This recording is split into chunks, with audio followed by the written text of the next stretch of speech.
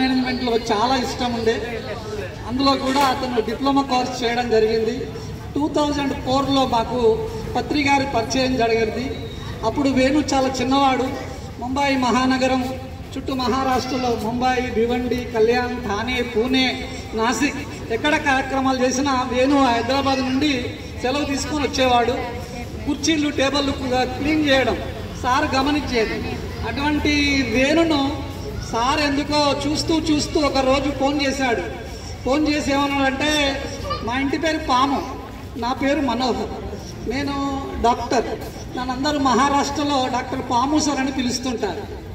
కాబట్టి సారు ఎప్పుడు కూడా పాము సాబ్ అని ఫోన్ చేస్తుంటాడు. సార్ ఫోన్ చేసి ఏమన్నాడంటే, పాము సాబ్ ఒక మాట వినాలి అన్నాడు. అంటే నేను అన్నాను, ఏం వినాలి అని అంటే, మీ వేణును నాకు ఇచ్చేయాలన్నాడు. నీకు ఇవ్వడం ఏంటి సార్, మేమంతా మీతోటే ఉన్నాం. కాదు, లోక్ కళ్యాణం కోసం ప్రపంచానికి అప్పగించండి అన్నారు. అంటే లాస్ట్ 10 years నుంచి వేణు సార్తోనే ఉంటూ సారు భూలోక యాత్ర ముగించుకునేంత వరకు సారు తోటే వేణు ఉండడం జరిగింది. తర్వాత మరి ఏంటి ఫ్యూచర్ ఏంటి, నేను ఎప్పుడూ అంటుంటాను, మనము గురువుగారు అన్నట్టే సంసారంలో ఉంటూ నిర్వాణంలో ఉండాలి. మనం సన్యాసులం కాదు. ఈమె నా సాధర్మచారిణి, వేణు వాళ్ళ అమ్మ. తర్వాత మేము 2004 సార్ పరిచయం కాకముందుకే మేము శాకాహారులు. అయితే వేణు అంటే సారు పెదవుల మధ్య ఉండేది కూడా వేణుయే, మురళి అంటాం. కానీ చివరగా మా వేణు కూడా సారికి అంకితం అయిపోయాడు. నిజంగా అంటే మేము ఈ 2004 నుండి ఇప్పటి వరకు మేము ఎలా ఉన్నాం వేణుకు తెలియదు, కానీ వేణు ఎప్పుడు కూడా సార్తోటే నార్త్ ఇండియా కానీ సౌత్ ఇండియా కానీ ఎక్కడికి వెళ్ళినా వేణు వెళ్ళేవాడు. అయితే వేణుకు చిన్నప్పటి నుంచి తల్లితోటి కిచెన్లోకి వెళ్ళి వంటలు చేయడం, ఆ వంటల్లో డిప్లొమా చేయడం. అయితే నేను వేణుకు అదే అన్నాను, వేణు నువ్వు ఎంత సేవ చేసినా ధ్యానం లోపల ఓకే. ఈ మధ్య ధ్యాన మహారాష్ట్ర కూడా కార్యక్రమం నిర్వహించారు కడతాల లోపల, మాధవక్క, వేణు, జోషి సార్ వీళ్ళందరూ. నేను అదే అన్నాను, జీవనోపాధికి ఏదో జాబ్ ఉండాలి. ముంబైలో ఎన్నో హోటళ్ళ నుంచి అతనికి కాల్స్ వచ్చాయి ఈ జాబ్ కోసం. ఒక రోజు అయితే రెడీ అయ్యారు, డాడీ నేను సెలెక్ట్ అయ్యాను, నేను వెళ్తున్నా ఈరోజు జాబ్కి ఫస్ట్ డే అన్నాడు. వెళ్ళిండి మార్నింగ్, మళ్ళీ ఈవినింగ్ వచ్చేసాడు. అంటే బాబు నీ టైం ఏంటి అని అంటే, డాడీ అక్కడ నాన్ వెజ్ కట్ చేయమని నాకు పని చెప్పారు, నాన్ వెజ్ ఎలా అసలు అని చెప్పేసి మంచి జాబులు కూడా వేణు విడిచిపెట్టడం జరిగింది. చివరగా అతని యొక్క చిరకాల వాంఛ ఈ వంటలు చేయడం, వడ్డించడం. తర్వాత గురువు గారిని మనం ప్రత్యేకించి చూసాం, అన్నం వడ్డించడంలో కూడా సార్ నెంబర్ 1. సార్ను చూసి మనం నేర్చుకున్నాం. అదే వేణుకన్నాను ఏదో ఒక జీవనోపాధి కావాలి అని అంటే ఆయన స్వశక్తితోటి, ఇందులో నాది ఏమీ లేదు క్రెడిట్. అతను ఎందుకంటే ఉత్తర్లో ఇప్పుడు రీసెంట్లీ నేను ముంబై నుంచి వస్తూ పోతూ ఉంటే ఒకటి ఇల్లు రెంట్కి తీసుకున్నాం. నేను ప్రతిరోజు మేము 4 to 6 మెడిటేషన్ చేస్తాం. ఎక్కడైనా పిరమిడ్ ఉందా అంటే వేణు ఎప్పుడు కూడా ఎవరిని పరిచయం చేయడు.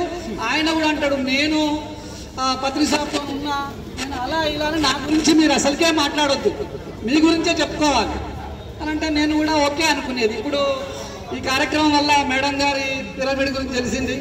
ఇంకోసారి కూడా మాట్లాడారు. అక్కడ నాగోల్ నుంచి ఒక మంచి మిత్రుడు ఉదయం ఫోన్ చేశాడు, సార్ ఎక్కడ అంటే లొకేషన్ నాకు కూడా ఏమని చెప్పాలి అని చెప్పేసి, ఇక్కడ ఒక ముస్లింల దర్గా ఉంది, ఇలా రావాలని సార్కి చెప్పాను.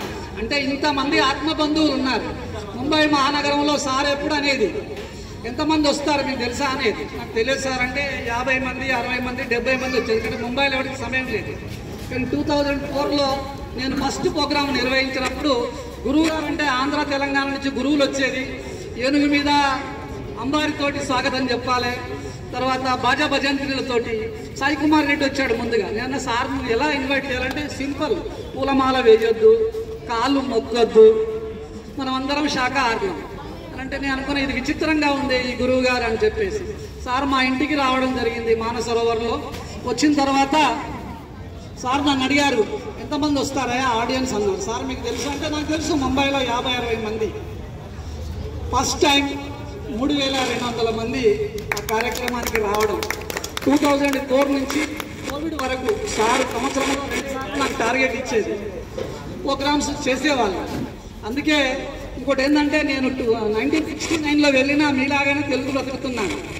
మాతృభాషను, మాతృమూర్తిని, మాతృదేశాన్ని మర్చిపోయిన వాడు మనిషి కాదని మహాత్మా గాంధీ అంటారు. అందు గురించి అప్పుడప్పుడు 2011లో 12లో నేను స్టేజ్ ఎక్కాను కడతాల్లో. సార్ తర్వాత ఎప్పుడు స్టేజ్ ఎక్కలేదు. మొన్న మరాఠీ ధ్యానమా చక్రంలో పాల్గొనడం జరిగింది. సారును చూస్తుంటే నేను ఎప్పుడు అనేది, ధ్యానమా పత్రీజి గలము నుండి జాలువారు వేణు గానమా. మా వేణు వచ్చాడు, సార్ ఫ్లూట్ కూడా వచ్చేసింది. అదేవిధంగా నాకు ఎప్పుడు సాహిత్యపరంగా చాలా ఇష్టం. చాందనీ చాంద్ సే హోతా హై తారోం సే నహీ, మొహబ్బత్ సిర్ఫ్ ధ్యాన్ సే హోనా చాహియే ఔరోం సే నహీ. మన ప్రేమ ఎవరితో ఉండాలి, మన లవ్ ఎవరితో ఉండాలంటే ధ్యానంతో. తర్వాత గురువు ఇచ్చిన సందేశం ఏంటంటే నువ్వే దేవుడు అని చెప్పాడు. అందరూ ఏమంటారు, ఆయన దేవుడు ఈయన దేవుడు అన్నాడు, కానీ గురువుగారు ఏం చెప్పారంటే నువ్వే దేవుడు అన్నాడు.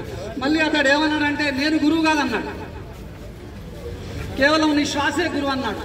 ఇలాంటి మహానుభావుడు ఎక్కడున్నా కూడా మాతోటే ఉన్నట్టు. ఇప్పుడు మా ఇంటికి వస్తే పిరమిడ్ లేదు, కానీ ఆ వేణుమయం, ఆ ధ్యానమయం, గురువుగారి మొత్తం అన్ని ఫోటోలు, పిరమిడ్స్ అవే ఉంటుంటాయి. మా మేడం గారు చాలా పిచ్చి, నాకంటే ఎక్కువ ధ్యానం చేస్తుంది, మాటలు తక్కువ మాట్లాడుతుంది.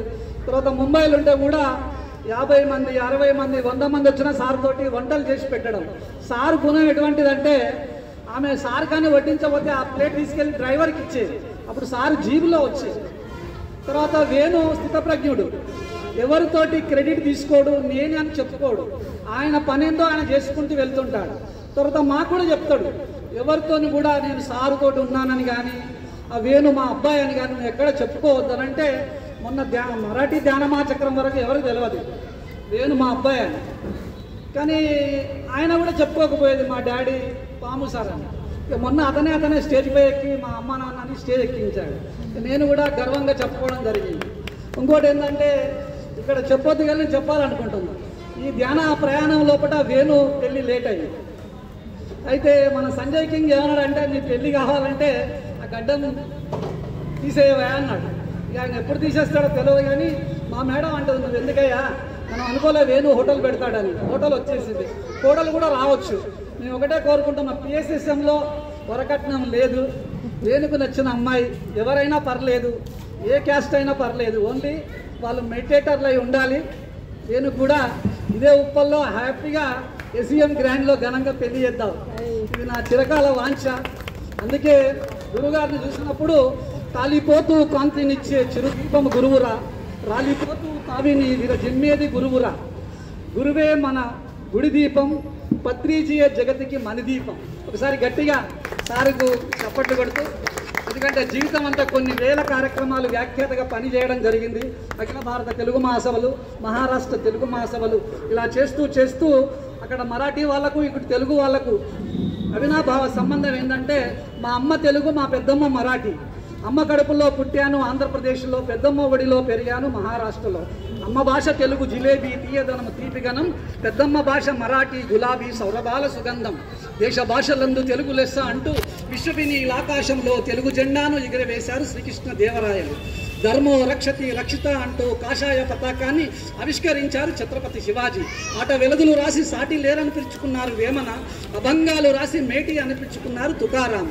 షిరిడీలో సాయిబాబా, పుట్టపర్తిలో సత్యసాయిబాబా, ఇలా చెప్పుకుంటూ పోతుంటే సార్ కూడా అనేది ఇక్కడ పిరమిడ్ ఇప్పుడు ఎవరో మణికొండ అని చెప్పారు, మణికొండలో పిరమిడ్ రేడియో ప్రారంభోత్సవానికి సార్ నన్ను పిలిచాడు.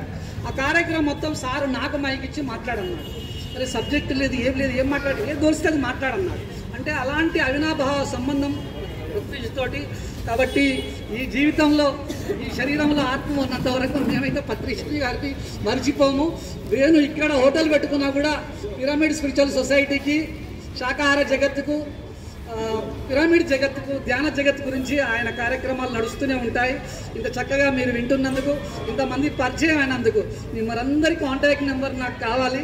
మేము కూడా మీ పిరమిడ్లో వచ్చి ధ్యానం చేయాలి, మనకున్న కళను కూడా అందరికీ ప్రచారం చేయాలని నేను మనస్ఫూర్తిగా కోరుతూ, నేను అనుకోలేదు ఈరోజు మాట్లాడుతా అని, అది అనౌన్స్ చేయడం. కాబట్టి ఈరోజు ఇటువంటి కొడుకును కన్నందుకు నేను చాలా అదృష్టవంతుని కూడా భావిస్తున్నాను. ఈ పిరమిడ్ వెంకట్, చారి ఈ చారి మా ఇంటికి వచ్చాడు. అందులో ఎంత అదృష్టం ఇలాంటి మాస్టర్లు మా ఇంటికి రావడం. ఒక మాధవక్కే నాకు తెలుసు బాగా, కాబట్టి ఇప్పుడు మాధవక్క కూడా వచ్చేసింది. ఆ సార్ కూడా మాధవక్కే అనేది, మనం అందరం కూడా మాధవక్కే అంటాం. ఎంత అదృష్టవంతురాలు. తర్వాత వేణు మాధవ్, వీళ్ళిద్దరు కలిసి మరాఠీ ధ్యానమా చక్రం జోషి సార్ తోటి చేశారు. ఆ రోజు కూడా ఇలానే చెప్పాను.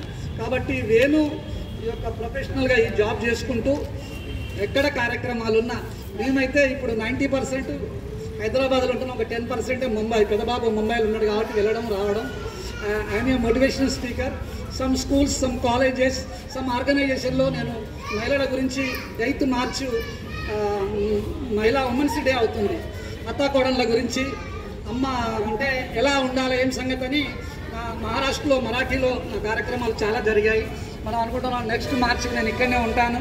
హ్యాపీగా మన పిరమిడ్ వాళ్ళతోటి కార్యక్రమం చేస్తూ అత్తాకోడళ్ళు ఎలా ఉండాలి, తర్వాత మన నుంచి వెళ్ళిన కూతురు కూడా వాళ్ళ అత్తమ్మతోటి ఎలా ఉండాలి.